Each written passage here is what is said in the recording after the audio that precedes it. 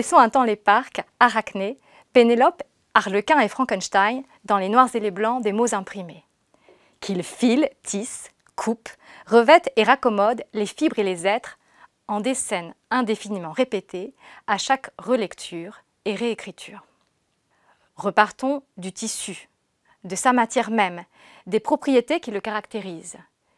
Regardons-le, touchons-le, manipulons-le. Les yeux ouverts et les yeux fermés, car, on le verra, l'illustration textile est tout autant tactile et, pourquoi pas, sonore, olfactive ou propice à être mordillée.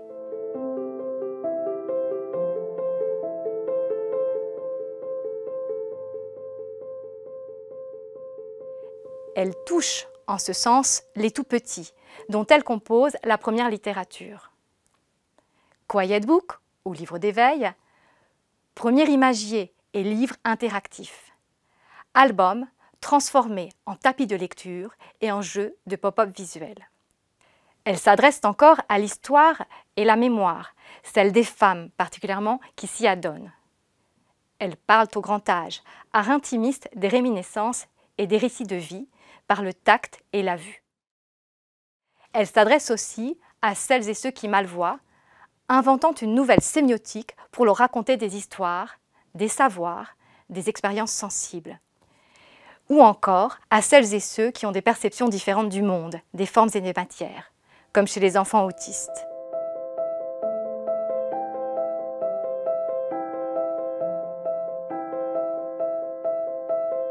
Elle joue sur les synesthésies, les mouvements de tourne de page, les relations de l'endroit et du revers,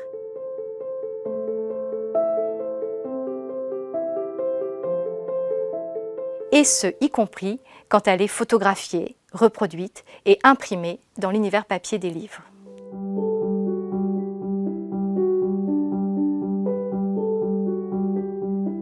Qu'est-ce donc qu'un tissu? Selon les fibres utilisées, naturelles, qu'elles soient végétales ou animales, artificielles ou synthétiques, selon leur mode de filage, leur jeu de torsion et le travail de leur teinture, selon encore leur structure d'assemblage, leur armure, tissée, tricotée, non tissée, dentelle, les propriétés du tissu changent. Poids, épaisseur, isolation, souplesse, élasticité, tombée, degré de transparence varient, et avec elles, les manières d'en tirer parti dans l'illustration textile. Main du tissu, mais aussi regard, distinguant le teint, teinture végétale, naturelle, industrielle, du non-teint, explorant les chromatismes à l'œuvre, leur structure dynamique, telle que la rayure et le quadrillé qui viennent inquiéter le regard, en faisant douter des premiers et seconds plans, comme Michel Pastoureau l'a étudié pour l'art des étoffes. Leurs imprimés géométriques, fleuris, thématiques, narratifs, et qui ont pu consister en une première métamorphose du livre quand Sancho Panza et le Quichotte, Paul et Virginie, les animaux de La Fontaine sortent de la bibliothèque pour peupler les Indiennes au XIXe siècle et les différentes demeures. Regard encore qui observent leurs unis, fonctionnant comme des aplats de couleurs, comme des fonds, en des lieux abstraits. Interprétant leur sémantisme lié à des valeurs d'usage, à des symboliques culturelles, à des processus de fabrication, de conservation, de raccommodage. Dans l'illustration textile, tout est susceptible de faire sens.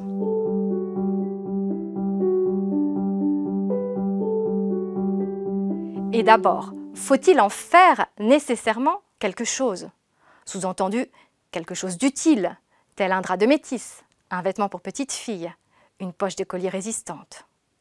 Il n'y a aucune évidence à confectionner une page en déchirant ce même drap, à découper ce lainage en silhouette ou à relier ces poches écrues en un livre. C'est là, peut-être, la première ligne subversive que franchit l'illustration textile dans le geste artistique, rejoignant les pratiques et les pensées des artistes textiles contemporaines. Faire usage d'un tissu, non, pour en faire usage d'une utilité fonctionnelle.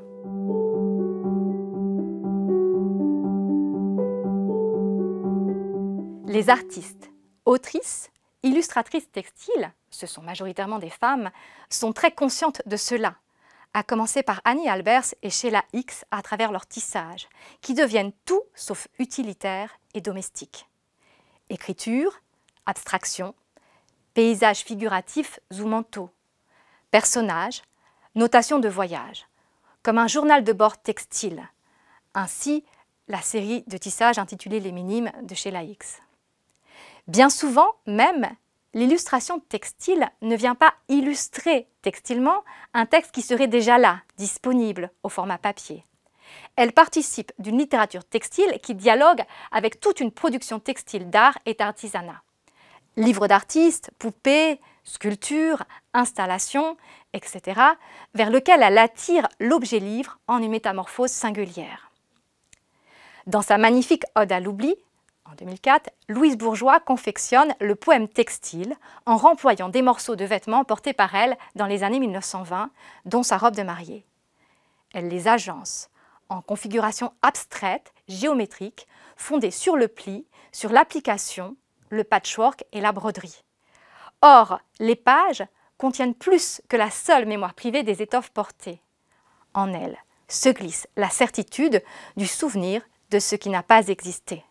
Imprimé figure la mention « I had a flashback of something that never existed ». Comme elle le note ailleurs, faire un assemblage est un mécanisme de protection. Ce n'est pas une attaque contre les choses, c'est s'accommoder avec elles. Mais il y a quelque chose d'autre dans l'assemblage, dit-elle, la restauration et la réparation. On répare la chose jusqu'à la refaire complètement. Annette Messager, dans Mes travaux d'aiguille, puis dans sa collection de proverbes, tricote et brode. Et in fine, avec humour, elle épingle, affiche et encadre des rôles et des représentations traditionnelles féminines par ses proverbes brodés et ses morceaux tricotés. Ces femmes rompent avec la tradition domestique, artisanale, des travaux d'aiguille et ou de dames, petites mains et transmission par lignée de femmes. Elles en changent le cours.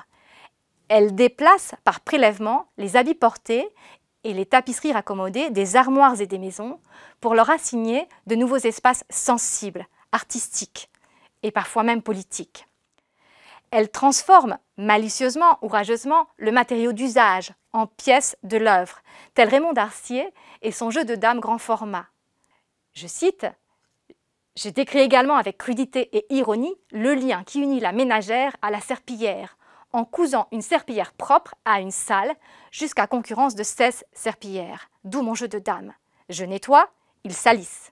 Je salis sans qu'ils nettoient, j'interdis de salir. » Elles ont, en somme, ces femmes, la broderie subversive, ou la couture subversive, pour reprendre l'expression de Rosika Parker et le titre de son essai remarquable.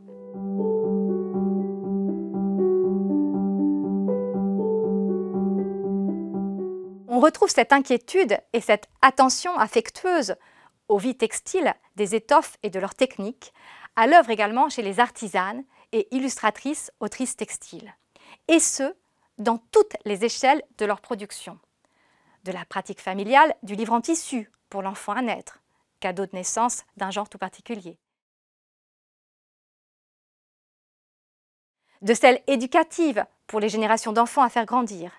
Du livre écrit pour soi, journal de pensée ou poème d'un matériau particulier.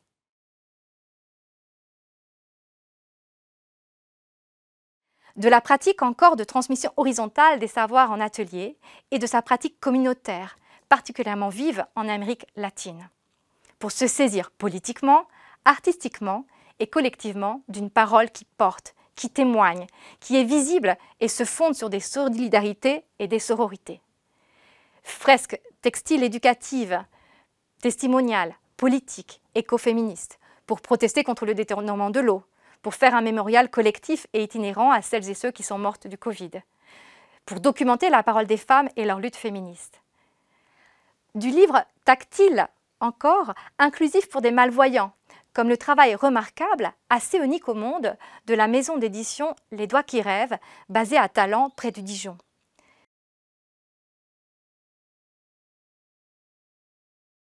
du livre d'artiste encore et de sa micro-édition artisanale Les Trois Ours, diffusant les livres textiles en série limitée de Louise Marie Cumont, et les éditions Mémo, publiant leur format album sur papier. Ou encore du livre-album ou du récit graphique textile en pleine expansion. Le livre textile commence parfois quand le papier manque, en des temps de confinement et de pénurie, ou quand papier et livre imprimé coûtent cher, confirmant qu'il est un art pauvre, ou du moins un art modeste, humble, domestique, ce qui n'en fait pas un art petit. On recycle les étoffes à portée de main. On crée ses propres livres de concept, tels Nathalie Damy, qui se lance dans la micro-édition de livres tactiles didactiques autour de l'environnement pendant le confinement de 2020 avec Azur Découverte Édition à Dijon. On crée des livres pour tout petit autour de la cosmovision de son peuple. Ainsi, l'imagie en mapudungun de l'artisan mapuche Victor Cifuentes, au Chili, à Valdivia, justement quand des livres dans la langue ne sont pas disponibles sur le marché. On organise encore des expositions in situ ou virtuelles via Instagram. Les comptes Livre Textile ou Collectiva Libro Textile montrent la variété du livre textile et de la passion qui s'y applique. Teinture végétale des étoffes par Maria José Duran Steinman, qui écrit la pluie, le ciel, les cycles naturels et l'attention portée au milieu environnemental à partir de son propre jardin et de sa connaissance des plantes. Dani Auri, Minar Ediciones, qui dans Tomo 1, Enciclopedia Especulativa Textile, joue malicieusement de l'imaginaire trop sage, statique, silencieux et ordonné du livre de points de la brodeuse, de même que dans son abecedario, elle rompt avec la convention de chaque page de même format. Francisca Robles, qui poursuit son projet sensible de bibliothèque textile en traduisant textilement les visages, les gestes, les maisons, les objets, les routines des temps confinés avec une finesse remarquable, tout en ouvrant vers la fabrique de la poupée en volume, mais aussi à plat, et qui transforme alors le livre textile en petit castelet où l'enfant peut à loisir y animer sa propre fabrique à histoire.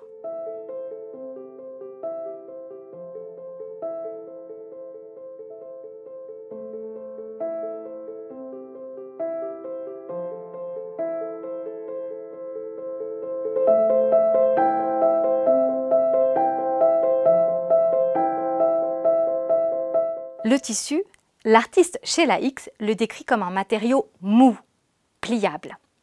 Annie Albers précise, pliable et donc facile à transporter. Longtemps, dit-elle, il a opéré autant comme seconde peau, le vêtement, puis comme abri, la tente, avant de se faire décoratif et d'habiller à son tour nos maisons. Il a un droit fil et un contre-fil, un endroit et un envers. Simone Fulpin en façonne précisément les plis dans l'écrit non teint dont elle ne donne à voir que l'endroit. Elle sculpte cette autre contradiction, le piqué, invisible, acharné, d'épingles qui fixent les plis et assemble secrètement un squelette aussi spectaculaire qu'invisible, sinon au scanner, là où l'œil, en surface, ne détecte que douceur, rondeurs et concrétions textiles. De même que la parenté ancienne, soulignée entre le trait et le fil par Françoise Frontissi-Ducroux dans son essai « Ouvrage de dames, Ariane, Hélène et Pénélope », l'analogie de la toile comme page et du fil à broder comme encre lente d'une écriture formée par les points a une certaine évidence. Elle suggère des affinités entre les étoffes et l'illustration, d'une part, et de l'autre entre la broderie et l'écriture. Une autre analogie, centrée cette fois sur l'illustration, pourra rapprocher le fil du trait, du disegno, et les applications d'étoffe, du travail de la couleur et du coloris. Ces analogies sont pourtant à affiner et à replacer dans la spécificité des textiles et dans la poétique de chaque œuvre. On verra, avec Cécile Bonbon, que le morceau d'étoffe peut se travailler comme écriture. Avec Béatrice Alemagna, que les fils se font coloris dans les pattes de mon amour. Que l'application au point zigzag du fil sur étoffe, découpé au plus près, compose une écriture mixte avec Francisca Robles et la couverture du Leporello Voy. Il y requiert simplement une plus grande patience, de l'art de l'effilochage, de la destruction du tissu à l'acceptation sans réserve de la matérialité du fil, de son entremêlement, du refus de le transformer en tissé. Mais le fil, c'est aussi un matériau tout particulier, associé à un imaginaire.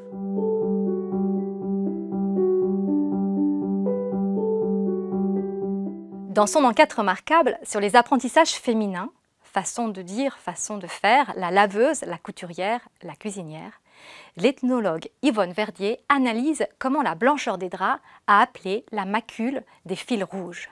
C'est la fameuse marque où les jeunes filles apprennent à tenir le journal de leur cycle en brodant sagement des canevas d'alphabet et de chiffres au point de croix, car marquer, c'est métaphoriquement avoir ses règles, à minot. Repartant des versions orales anciennes du chaperon rouge, elle distingue le chemin des aiguilles et le chemin des épingles, langage et symbolique couturier, qui font sens et entre lesquels la petite protagoniste doit choisir lors de la rencontre avec le loup. Les épingles, c'est le choix pour la jeune fille de s'attifer, de se parer. Elles attachent et piquent, selon les prétendants des premières amours que l'on veut garder ou éloigner. Les aiguilles, elles, se réfèrent au travail, au raccommodage, à la réparation. Mais c'est aussi le chat de l'aiguille et le fil qu'on y insère dans une métaphore plus érotique sur le libertinage des couturières. Elle évoque aussi la série positive de l'aiguille et du sang et la série négative du fil, jalousie, rupture.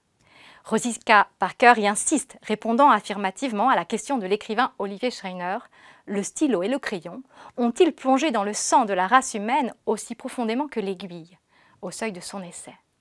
Si le fil rouge nomme le sang, se teinte même parfois de celui ou de celle qui manie l'aiguille, on comprend qu'il s'agit là d'une encre bien particulière. Fanny Violet retourne l'hommage piqué au fil rouge à l'ethnologue dans son mouchoir Yvonne Verdier 1 de 1983. Ainsi, l'aiguille a autant pu être une arme de résistance aux contraintes de la féminité, je cite Rosika Parker dans The Subversive Stitch, qu'elle a pu, je cite Louise Bourgeois, servir à réparer les dégâts. C'est une revendication, dit-elle, un pardon. Et elle ajoute, je viens d'une famille de réparateurs.